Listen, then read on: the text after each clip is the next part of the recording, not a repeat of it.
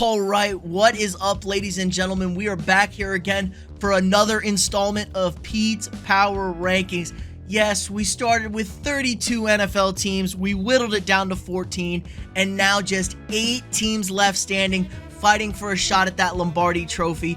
I've been watching 99% of all these games all season long, keeping tabs, taking notes, ranking everybody from 32 through 1. We eliminated 17 teams last week. We took care of 6 teams this week, just 8 left standing. I'm going to run through real quick here, talk about our 6 eliminated boys, and then the main focus is on the 8 teams left fighting. But before we get into that, drop a quick like on this video, subscribe to the channel if you're not already. New videos every single weekday, but let's get into it. 14 through 9 right here. Okay, here are our eliminated boys from this week. All these teams sent home packing. I can't really rank you in the top 8 if you were eliminated in the first round. There were some close teams here, but Tampa Bay, the worst showing, absolutely routed. Was this the end of Tom Brady? I don't think so. I think he's back next year, just definitely not back in Tampa Bay. LA, what can I say? The worst collapse ever. Blew a 27-point lead. They didn't even turn the ball over to give Jacksonville some life. They were just horrendous. They threw that away. Brandon Staley still employed at the recording of this video. Hopefully he's not by then. I was so happy about that. Never a doubt in Jacksonville. Miami, a good performance. They pushed Buffalo. Skylar Thompson played well above his, level there. Still really not good enough though. Buffalo escapes with the win, but a good performance from them. Same thing from Seattle. They played a strong first half, fell apart in the second half. My Minnesota Vikings, sad to say, offense was really good all day. The defense we knew would be the doom of this team, and it was absolutely horrendous. 430 yards of offense given up to a Giants team that really only averages 330 yards per game, so pretty pathetic for them. And Baltimore, man, they are really kicking themselves in the foot right now. They should have won that game in Cincinnati. Bad play calling at the goal line put Huntley in a bad situation that led to the 98-yard fumble return for a touchdown that was the difference, and fell just short of recovering that Hail Mary in the end zone. I should say catching that Hail Mary in the end zone that would have tied the game. But they're done, so let's get into it now. Our top 8 teams left, all 8 teams fighting for a shot at that Lombardi trophy. All 8 teams all have a good chance to win here. There's obviously some few favorites, some not so favorites, but let's get into it. Number 8 team, a surprising team that is still left.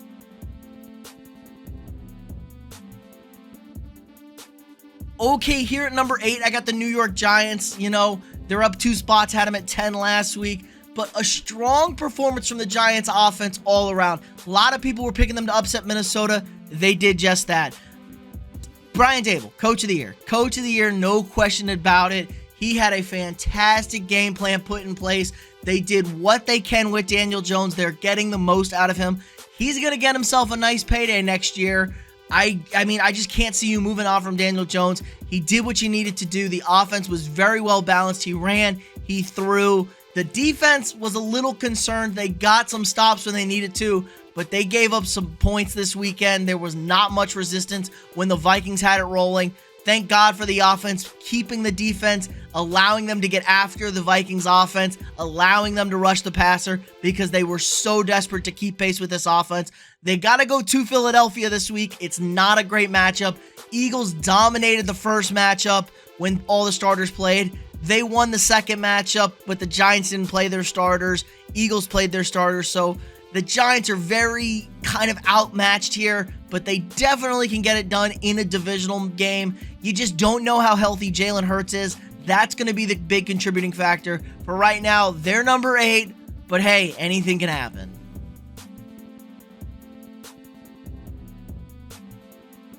Okay, at number 7, I got the Jacksonville Jaguars. Got a nice home win, probably a fantastic home win. I know most people quit on this team. Me and my man Nick Wright over here were never giving up on the Jags. The prince who was promised, Trevor Lawrence, after throwing 4 interceptions in the first half to start that game, and they muffed a punt.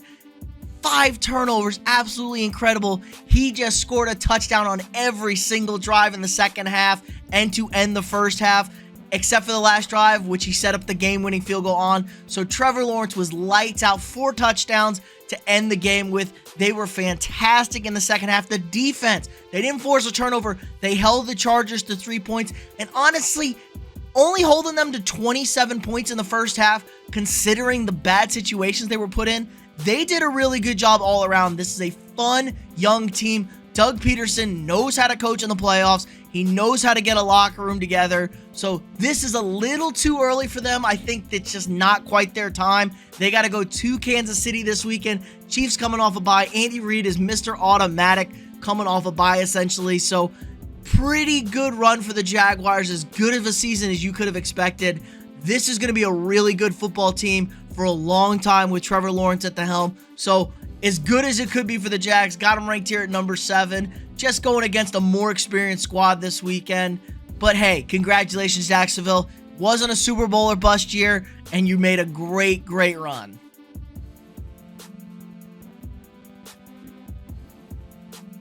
Okay, number 6, I'm going to knock the Bills down a spot. Really struggle with Miami. They did do enough to win the game. They kind of put it away. They kept them at arm's length. The Dolphins did get it within a score late, and they ran out the clock. Questionable end to that game. Some spotting issues, this, that, and the other. So I don't like what I see from this Bills team. They go through a lot of stretches of being really kind of mediocre on offense. Way, way, way too many turnovers once again from Josh Allen. 22 turnovers, leads the NFL. He is not protecting the football. And the defense, man, they are getting beat. They blow coverages way too often. They're fast and they can rush the passer. But man, it's just not a complete team, it feels like. The good thing is they are at home this weekend. They are hosting the Bengals. That should help out a lot. There's a lot of emotion there. They didn't have DeMar Hamlin come out. There was words he was going to lead them on the field. He was in the facility. Maybe they're saving it for the Bengals because they're going to need it to face the Bengals here. But I just am not impressed with the level of play that Buffalo is putting out week in and week out with the talent they have. They should be playing much better than they currently are. So for now, number 6.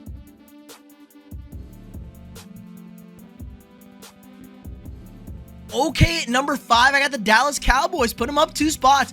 Really nice showing from the Cowboys. Was to be expected. I had the Cowboys by 14 on the Monday night. If you watched the stream, you would have known that. But all around great performance. The defense was locked and loaded. They made life hell for the Tampa Bay offense, which is already one of the worst offenses in football. Let's get rid of this Byron Leftwich head coaching talk now. Really was not good this year. There's no excuse for the Tampa offense being as bad as it is. They get away from the run game. Brady had to throw the ball 60 times in what could have been his final game. But Dak played well. Now, Tampa's defense was letting guys run wide open all night. But when he had protection, he was making the throws. And, I mean, I'm not going to blame a quarterback for hitting guys who were wide open. Do what you're supposed to do. Did that. The running game wasn't as good as I would like it to be. Tony Pollard had some really nice runs. That's the key back here, and then Zeke's got to just kind of grind out some yards. Saw this stat. Pollard leads the NFL in yards per carry.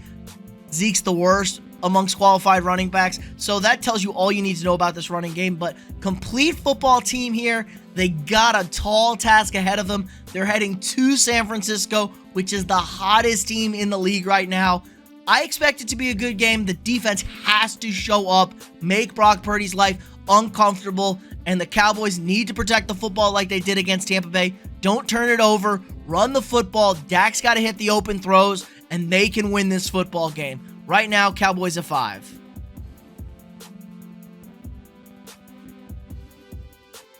Number 4, they were off this week, the Philadelphia Eagles. We know about the Eagles, man. This is a really deep football team all across the board. Very talented, but they are a little banged up. The bye really, really helped this team, hopefully, to get healthy. Jalen Hurts, the biggest concern, missed 2 of the last 3 games heading into the bye week. So he's healthy, hopefully, in his throwing shoulder. That's going to be the key to this team. They got to run the football. They got to move it. They got to be able to throw.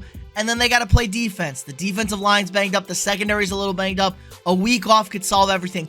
Lucky for them, they have the Giants coming into Philadelphia again. So a familiar foe. They'll be prepared for that. They'll know what to do. The crowd's going to be hostile. There is no love lost between these two franchises. I think that's a big edge for the Eagles. But you never know in division games. It is concerning. And if Hurts gets nicked up again, they are definitely up for the upset here. So watch out, Philadelphia. If you play the way you should, it should be a comfortable win. But if you are caught lacking, the Giants will sneak up on you. So Philly right here at number 4 should be hosting your NFC Championship game next week.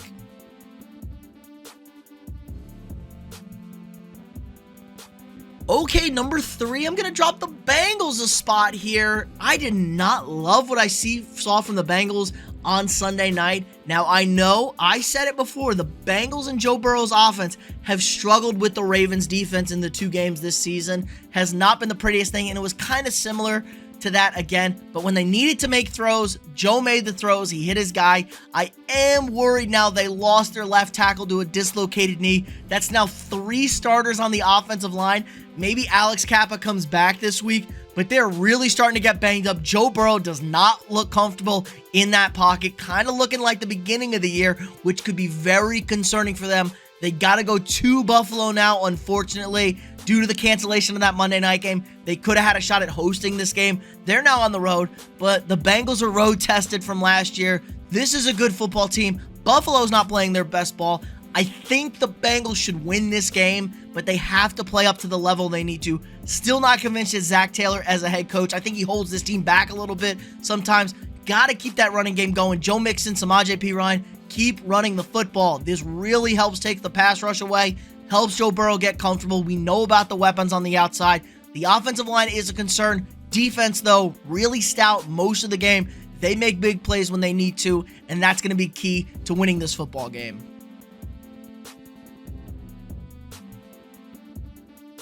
Okay, number 2, I got the Kansas City Chiefs. They were on a bye this past week, but I didn't like what I see from the Bengals. I like what I see from the Chiefs most weeks. I know they've had some ups and downs, but I think it's just they lose focus in the regular season. They got the bye. They're going to be locked and loaded, ready to go in Arrowhead now. They got the Jags coming to town. This is a favorable matchup for them. I'd much rather play the Jags than the Chargers, who are a division opponent, who they've played very tight the last few times. So Jaguars, a little less experienced team, and especially facing Kansas City. I don't think they faced Kansas City this year. So this is a very, actually they might have. I'm not even sure if they did. But anyway, oh, they did. I think Kansas City blew them out already. They absolutely faced them. Kansas City blew them out this year. So we're going to get a better Jags team the second time around, I'm sure. But this is a good matchup for Kansas City. This is a well-rested team. The numbers with Andy Reid off a bye are fantastic. Andy Reid off a bye with Patrick Mahomes, and they're kind of stupid, these numbers. Unfortunate, the Chiefs probably aren't going to be hosting another AFC Championship game because it's a neutral site if Buffalo wins. You know, I did say I like the Bengals, but you just never know. So if they are, they're going to have to go to Atlanta for the AFC Championship game. But if the Bengals do win, you're in Arrowhead again, which is very favorable for the Chiefs. I like this team a lot. They're my pick to come out of the AFC. I've been on the Chiefs since like week 10, week 8 maybe. You have to go back and check the record here when I said, oh, this is the Chiefs year. I really like the Chiefs. Even through all the ups and downs, I still really like this football team. Patrick Mahomes is the best quarterback in the league. They're starting to get a running pass game going with McKinnon out of the backfield. Travis Kelce's elite. The wide receivers are doing their job. Defense is the ones that's going to have to step up. Chris Jones is a problem in the middle, and if you can get pass rush up in the middle through the centers and guards, it makes life a living hell for most quarterbacks. So that's going to be the key to the success of this Chiefs team. Look for another AFC title game appearance and possibly another trip to the Super Bowl.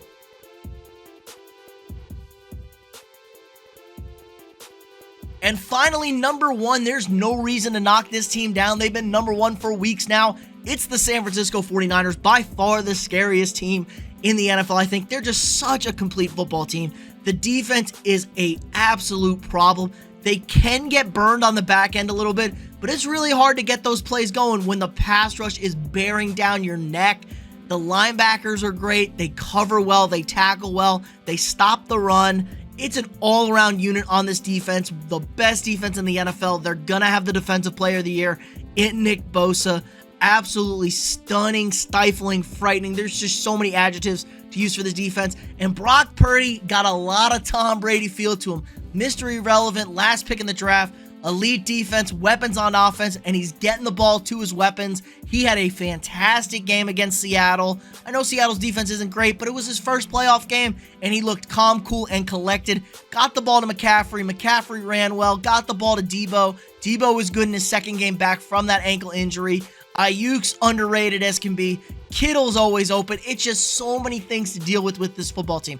The only way you're going to beat this team is if you can rush Purdy, make him feel uncomfortable, take away the running game, and force him to make throws, and then your offense has to score points. Honestly, the only way I see teams beating this Niners team is being able to score with them, and I don't think anybody in the NFC has the quarterback play right now or the offense to do it. Maybe Philadelphia, maybe Dallas, but I'd be much more comfortable with a team out of the AFC having a shot just because how good those quarterbacks are. But let me know what you guys think in the comments below. Who am I too high on? Who am I too low on? Who do you like to be facing off in Conference Championship weekend? What do you think the matchups are going to be? Let me know in the comments below. Again, like this video, subscribe to the channel if you're not already, share this video with your friends, and I'll see y'all tomorrow.